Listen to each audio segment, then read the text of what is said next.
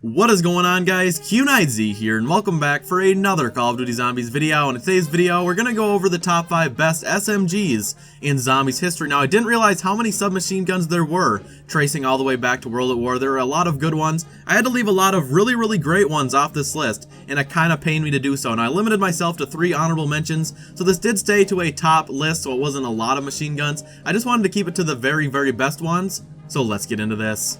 Now, coming in and taking our number 5 spot, we have the Thompson from World at War, and I'm pretty sure everybody always went to the right side under east just to pick up this weapon and build up a ton of points while camping underneath the bridge. It was just so amazing for killing the zombies, but still getting you quite a few hit markers at the same time and building you up a lot of points. You'd sit under the bridge till about round 10. After that, you'd use the 20,000 points you've accumulated from hit markers, and you'd go get everything. You get that 10 points per hit marker, and this thing was absolutely beautiful for getting headshots too. The iron sights were amazing. This wasn't a weapon you'd really want to pack-a-punch. When you did put it in the pack-a-punch machine, you got the Gibzo-matic, and it really didn't get that much better. You got a very small amount of extra ammo, and it just didn't do too much more damage, and the ammo was now 4,500 points, so there really was no point to it, but it's still an amazing weapon. I personally love it and miss it, and it comes in at our number 5 spot. Coming into number 4, we have my personal favorite wall gun from Black Ops 3, and that is the Kuda. I've always loved this gun so much since the first time I used it. I realize it isn't the best wall gun, but I think it's the best submachine gun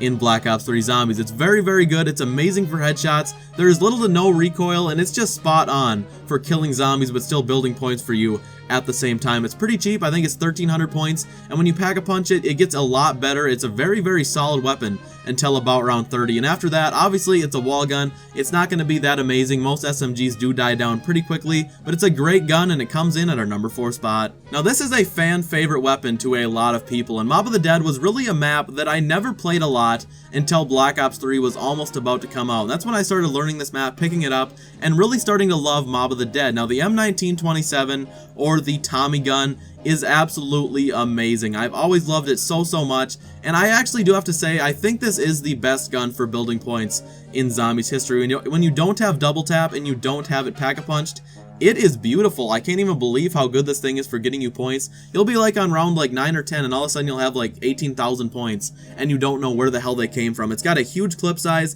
it has a lot of ammo, and when you pack-a-punch it, you get the speakeasy, and it's actually pretty decent for high rounds. You can go about till round 30, and this thing will still kill them. It's very good for headshots. The only thing bad about this weapon is its wall location is very poor. It's hard to get ammo for this thing and not get caught up, but that really isn't a huge detriment to the weapon, and it still comes in at our number 3 spot. Now, the staple weapon from Zombies obviously had to make an appearance on this list, and coming in at number 2, we have the MP40, and I don't know anybody who doesn't love this weapon. It's so amazing. It's the best in World at War in my opinion. Just the feel of it, the sound of it is just beautiful, and it's a very effective weapon. I've always loved how it reloaded. I've always loved all that sort of thing, and it just came back as the HG40 in Black Ops 3, which I really don't like the sound of. I've picked it up and used it a few times, and it just doesn't have the same feel. I'm still hoping we will get the actual MP40 on the wall at some point in Black Ops 3, but this gun is absolutely amazing. When you put it in the pack-a-punch machine, you get the afterburner, and it's actually a pretty solid gun for a pack-a-punched wall gun.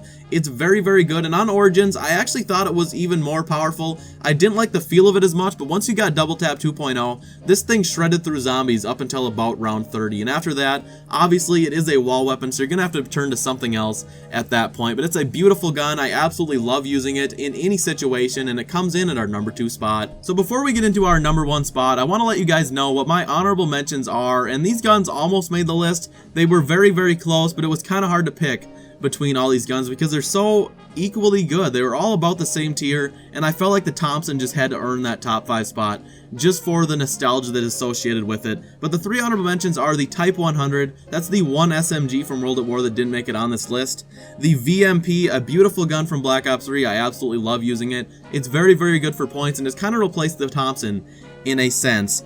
And the PDW from Black Ops 2. All these guns are very good. I wish they could have had a spot on the list, but they didn't quite make it. Now, I'm 90% sure everybody saw this coming, and the PPSH comes in at our number 1 spot, and there really is no arguing with this. It's just the greatest SMG in Zombies history. There's really no debating about it. It's so good. When you throw in the Pack-a-Punch machine, you get the Reaper, and it is absolutely godlike. I always love using this weapon so much. It's actually really, really good for points too when you get it out of the box. I believe it's the only SMG that was in the mystery box in World at War, and it rightfully so. If this was on the wall, it would have been even more ridiculously overpowered. It's so good when you Pack-a-Punch it and you get double tap in the Giant, or Doris, I guess.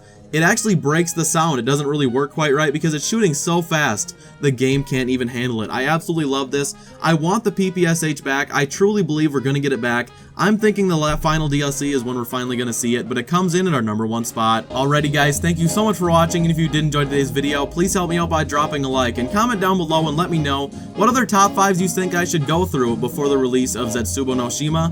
Thank you guys for watching. Peace out.